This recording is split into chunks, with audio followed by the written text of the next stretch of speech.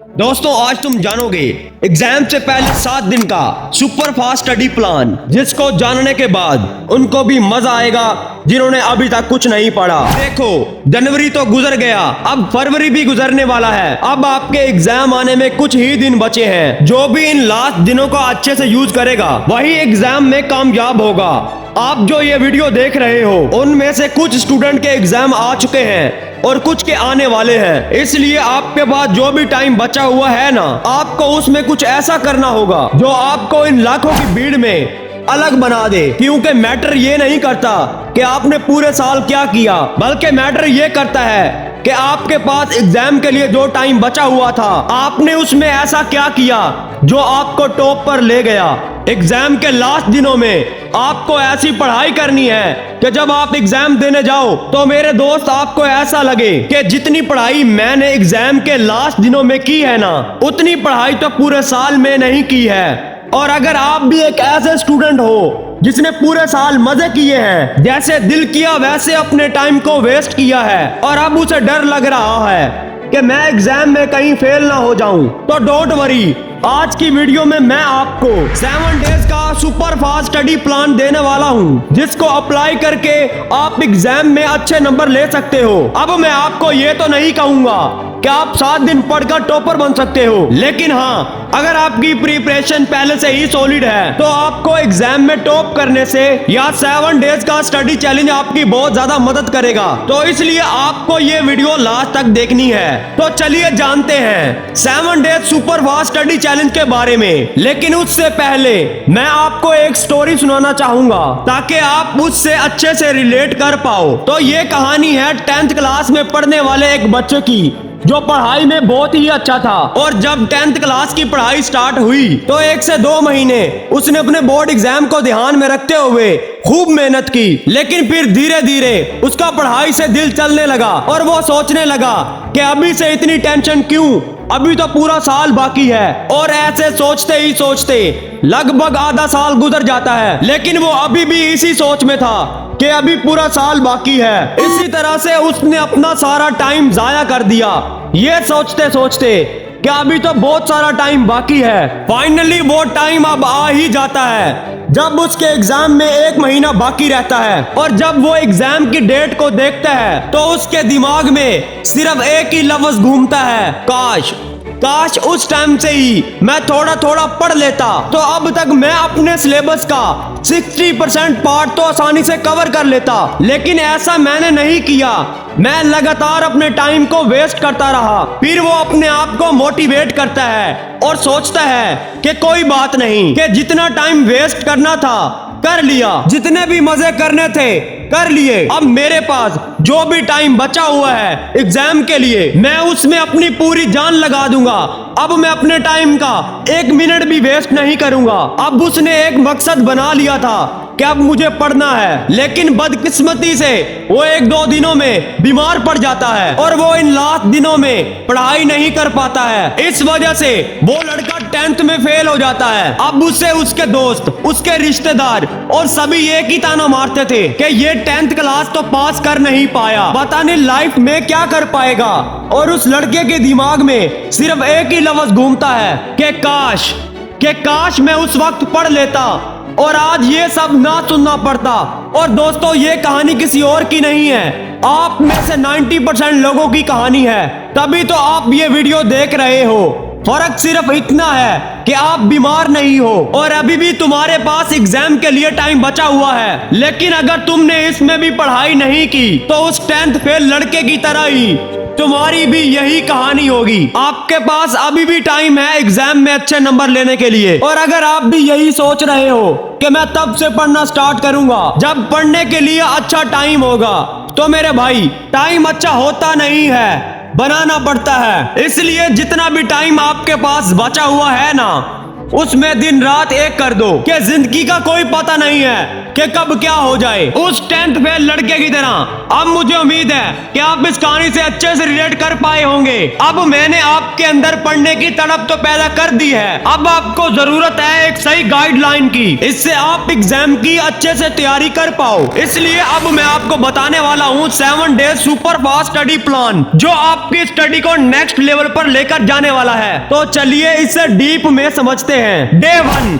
आपके पास जो 7 दिन है ना, उसमें से फर्स्ट डे में आपने अपने सिलेबस को एनालाइज करना है कि किस चैप्टर में कितने नंबर का क्वेश्चन बनता है और किस तरह से बनता है। ये आपने कैसे करना है, चलिए मैं आपको बताता हूँ। इसके लिए आपको पिछले 5 साल के क्वेश्चन पेपर उठाने हैं और उसमें यह देखना है कि हर साल किस चैप्टर में किस टाइप का क्वेश्चन बनता है। जैसे आपके पास किसी भी सब्जेक्ट का कोई एक चैप्टर है, आपने 2019 का क्वेश्चन पेपर उठाना है और आपने ये देखना है कि 2019 में इस चैप्टर से किस किस टाइप का क्वेश्चन बना है और उसको आपको नोटबुक में नोट कर लेना है। और इसी तरह आपको 2000 से 2023 तक के क्वेश्चन पेपर भी उठाने हैं और उनमें भी यही देखना है कि इस चैप्टर से किस ईयर में किस टाइप का क्वेश्चन बना है। इससे आप ये अच्छी तरह से समझ जाओगे कि अब की बार इस चैप्टर से कौन सा क्वेश्चन बनने वाला है। इसमें थोड़ा सा टाइम जरूर लगेगा, लेकिन आपको इसी तरह से अपने हर सब्जेक्ट का फॉर्मेट तैयार कर लेना है कि किस चैप्टर से किस ईयर में कौन सा क्वेश्चन बना है। इसमें आपको पूरा 1 दिन लगेगा।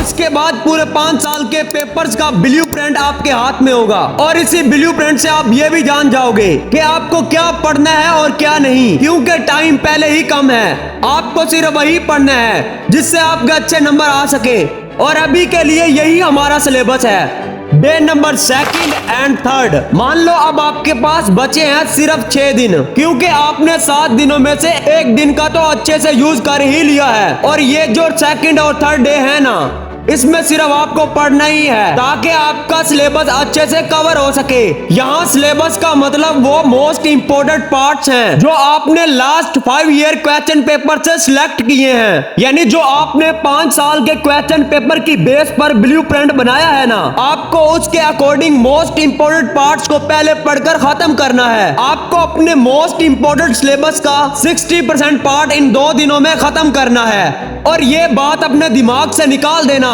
कि इन 2 दिनों में क्या हो सकता है, बल्कि आपको ये सोचना है कि आप 1 दिन में क्या क्या कर सकते हो और 1 घंटे में क्या कर सकते हो। इन 2 दिनों में आपको हर दिन 10 से 12 घंटे तो पढ़ना ही पढ़ना है, तभी आप अपने सिलेबस को कवर कर पाओगे। अब आते हैं 4 डे पर। डे नंबर 4, आपने पिछले 3 दिनों का 1-1 मिनट का अच्छे से यूज किया है मेरे दोस्त। अब चौथे दिन आपको वो पढ़ना है जो पार्ट आपका 2nd और 3rd डे में कंप्लीट नहीं हो पाया था। तो फिर वो पार्ट कंप्लीट हो जाए तो आपको अपने सिलेबस का वो पार्ट पढ़ना है जो पार्ट आपके लिए ज्यादा इंपॉर्टेंट नहीं है। इसका बेनिफिट ये होगा, जब भी कोई क्वेश्चन उस पार्ट से बनेगा तो आपको ये पता चल जाएगा कि ये क्वेश्चन किस टॉपिक से आया है और इसमें क्या लिखना चाहिए। जब आप 4 दिन तक लगातार इस प्लान के अकॉर्डिंग स्टडी करोगे तो आप देखोगे आपके सिलेबस का 60 to 70% पार्ट कंप्लीट हो चुका है। अब बारी है उसे अच्छे से रिवाइज करने की। इसके लिए हम यूज करेंगे 5th and 6th डेज का। डे नंबर 5th and 6, आपने इन पिछले 4 दिनों में अपने सिलेबस का लगभग 60 to 70% पार्ट कवर कर लिया है। अब बारी है इसे अच्छे से रिवाइज करने की, क्योंकि जब तक आप इसे रिवाइज नहीं करोगे, चाहे आपने बहुत अच्छे से पढ़ाई की हो, मगर इसका कोई रिजल्ट नहीं निकलेगा। क्योंकि एग्जाम में बस वही पढ़ाई काम आती है जो आपको एग्जाम के दिन अच्छे से याद होती है। इसलिए अभी तक आपने जो भी पढ़ा है उसे अच्छे से कम 2 बार रिवाइज करना है इन 2 दिनों में, ताकि वो सीधा आपके दिमाग में छप जाए और जब आप एग्जाम देने जाओ उसे आंसर शीट पर अच्छे से लिख पाओ। अब आपके पास एग्जाम के लिए बचता है सिर्फ 1 दिन। डे नंबर 7, आपने पिछले 6 दिनों में अपने सिलेबस को एनालाइज कर लिया है, उसे अच्छे से रीड भी कर लिया है, उसका रिवीजन भी कर लिया है। अब बारी आती है अप्लाई करने की, यानी प्रैक्टिस करने की।